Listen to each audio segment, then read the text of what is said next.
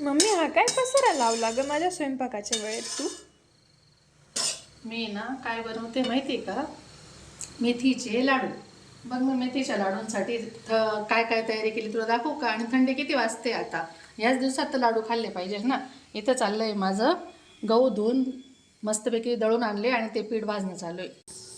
हे बघ, इथं आहे ना सगळे ड्रायफ्रूट्स.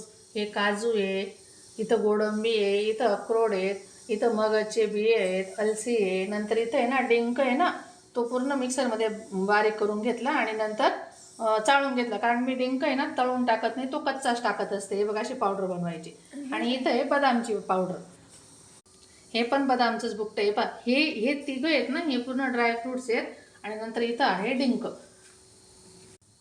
नंतर इथं आहे ना खोबरं भाजून घेतलं मस्तपैकी. आणि हे आहे खारीक. हे पण मस्तपैकी थोडंसं आहे ना आरमळ, म्हणजे थोडं थोडं भाजून घेतलं. हे खारीकचं कूट तयार केलंय. हा गूळ पण असा आहे ना बारीक करून घेतला मस्तपैकी, कुटून घेतला, किसून घेतला. आणि मग लाडू तयार झाले ना, मी मस्तपैकी तुम्हाला सगळ्यांना दाखवेल ना. मम्मी आपण मेथीचे लाडू करतोय, तू मेथीच दाखवणं विसरली ग. हो, हे बघ, हे मेथीचं पीठ आहे ना, हे ना मी कालपासूनच आहे ना गुळामध्ये मिक्स करून ठेवलेलं आहे. मेथीचं पीठ गुळामध्ये मिक्स करून ठेवलं ना की त्याच्याने कडवटपणा कमी होतो. आणि हे काय करायचं, सगळ्यात पहिले तेल थोडंसं तेलामध्ये मस्तपैकी चांगलं भाजून घ्यायचं, म्हणजे त्याच्याने लाडू अजिबात पडू लागत नाही. हे बघा असं मी तयार करते. ही माझ्या आईची रेसिपी आहे. माझी आई नेहमी असंच करायची, मेथी गुळामध्ये आदल्या दिवशीच मुरून ठेवायची. बघा मित्रांनो, लाडूंची तयारी कशी जोरदार चालू आहे ना.